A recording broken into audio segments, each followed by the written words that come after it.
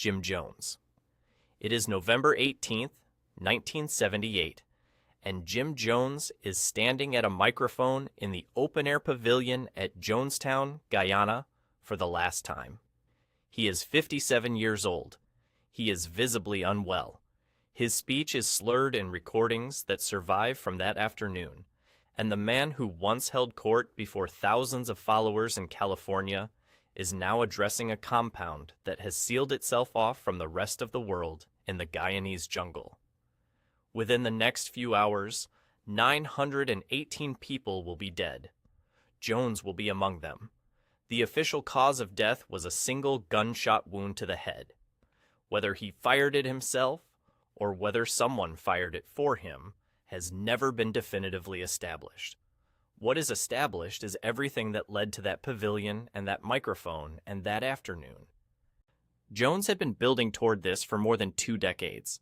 He founded the People's Temple in 1950s, Indiana as a genuinely functional interracial church. Food programs, housing assistance, addiction recovery, radical inclusion at a time when those things together were almost unheard of in American religious life. People came because it worked. The architecture shifted gradually enough that no single moment felt like the turning point. By the time the temple relocated to California and Jones had cultivated political relationships with senior officials across the state, the control structure inside the organization had become total. Confessions were documented. Loyalty drills ran in the middle of the night. Departure meant organized intimidation. The move to Guyana in 1977 was sold as the fulfillment of the dream, an agricultural utopia free from American racism. The jungle made the fence invisible. Congressman Leo Ryan arrived in November 1978 with a delegation of journalists and concerned relatives, and some temple members tried to leave with him. Jones sent men to the airstrip. Ryan and 4 others were killed there. Jones had no remaining path. That evening, he told the assembled congregation it was time to die with dignity. Children received the cyanide mixture first. Adults followed. Some were forced. Some believed completely. When Guyanese authorities reached the compound the following morning, Jones was found near the pavilion stage with a bullet in his head. The bodies of his congregation spread across the clearing behind him. He had spent 30 years building a machine. At the end, the machine had nowhere left to go except through him. Shoko Asahara. On July 6, 2018, Shoko Asahara was executed by hanging at a detention facility in Tokyo at the age of 63. He had been on death row for 13 years. He did not speak at his execution.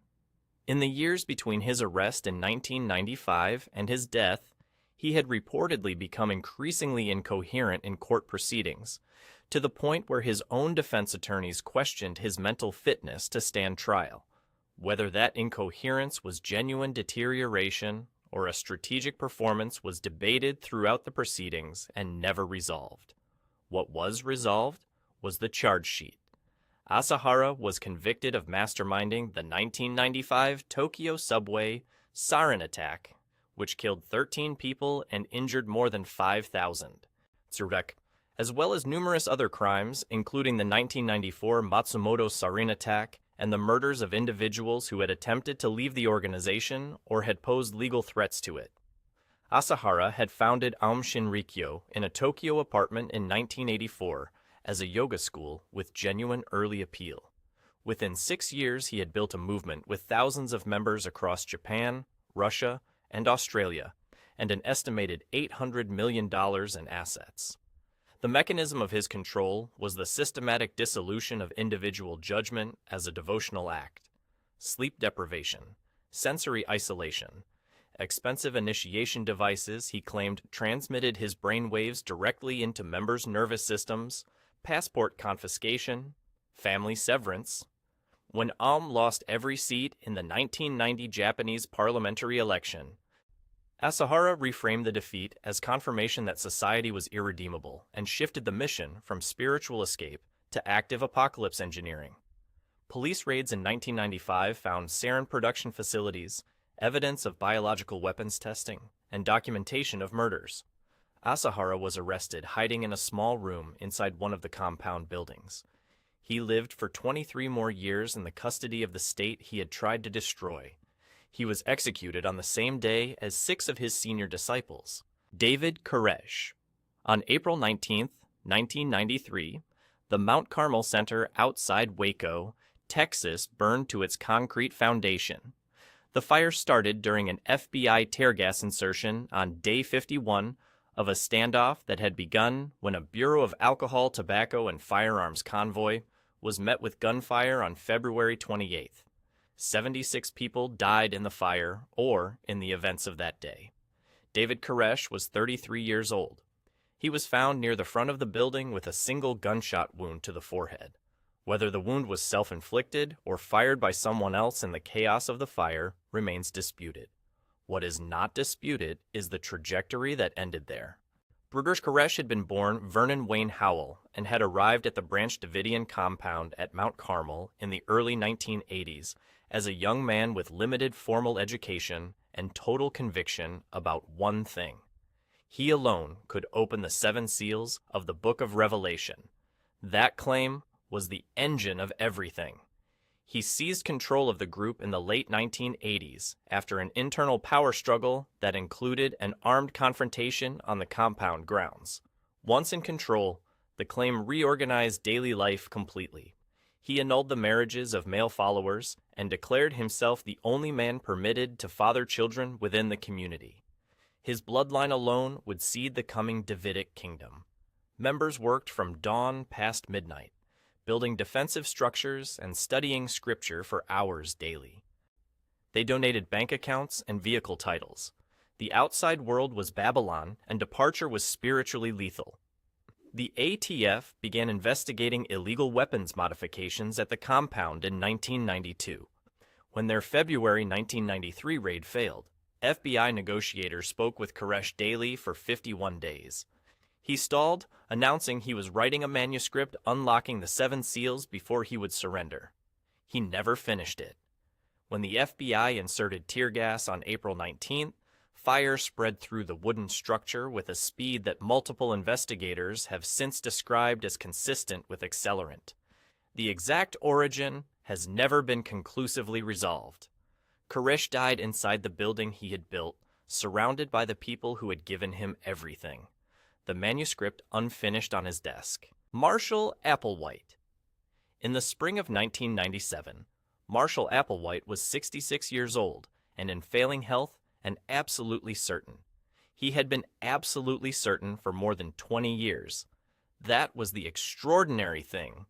Not the certainty itself, but its persistence across 2 decades of predictions that had not materialized, departures that had scattered his following, and a series of personal and organizational crises that would have dissolved almost any other movement. Applewhite had founded Heaven's Gate in the early 1970s, alongside Bonnie Nettles, a woman he met in a hospital where she was working as a nurse. Together, they developed the theology. Human bodies were temporary containers for extraterrestrial souls. A spacecraft was coming to collect those souls, and the only way to board was to leave the body behind. They predicted departure in 1975. A large group assembled expecting it, and nothing arrived. Most people left. The ones who stayed became harder believers, and Applewhite learned the conversion mechanism that would define the next 20 years. Failed prophecy, reframed as confirmation. When Nettles died of cancer in 1985, he told the remaining members she had gone first to prepare the next level for their arrival. Her death became proof. By 1997, the group was living in a rented mansion in Rancho Santa Fe, California. They ran a web design company called Higher Source. They dressed identically, kept matching haircuts, and ate on a fixed schedule. They had been waiting 22 years and showed no visible doubt.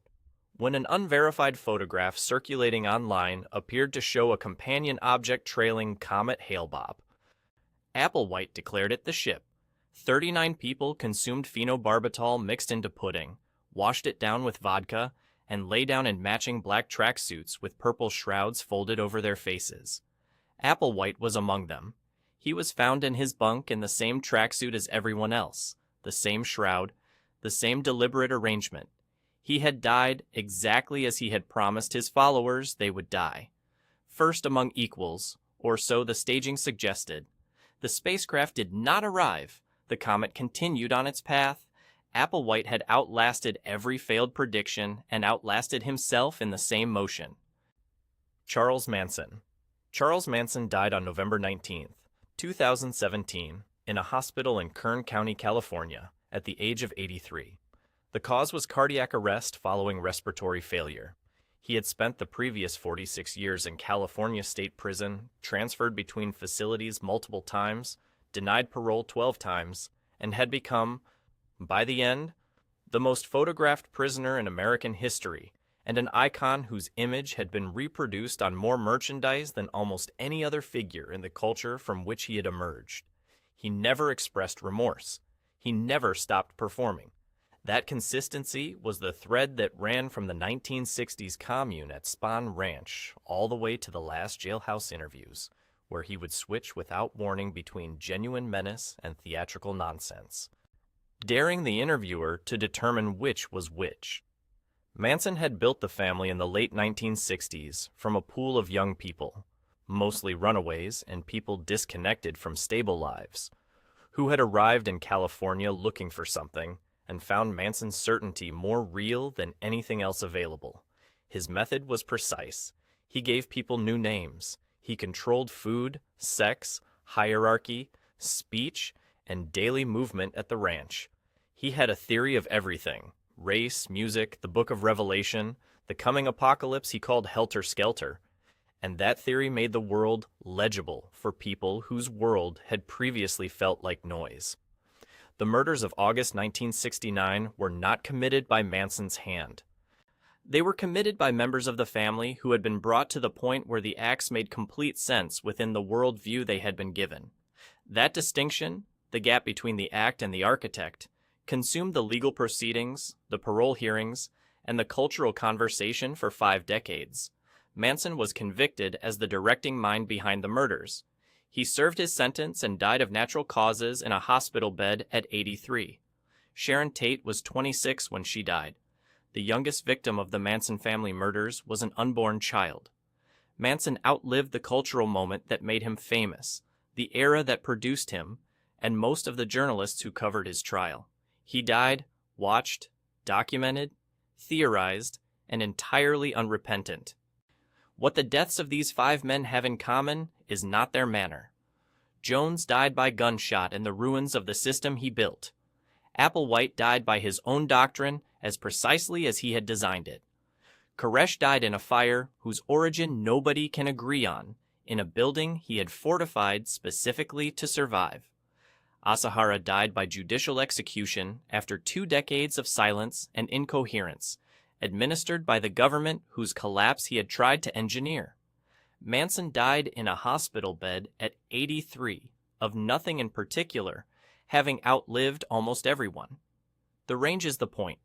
There is no pattern in how cult leaders end, because the pattern was never in the ending. It was in the structure each of them built, and the people each of them brought inside it. The endings are almost incidental. What lasted was not the leaders. It was the blueprints. Successor organizations of 3 of these 5 groups still exist in some form. The ideas did not die in the room where the leader did. They rarely do.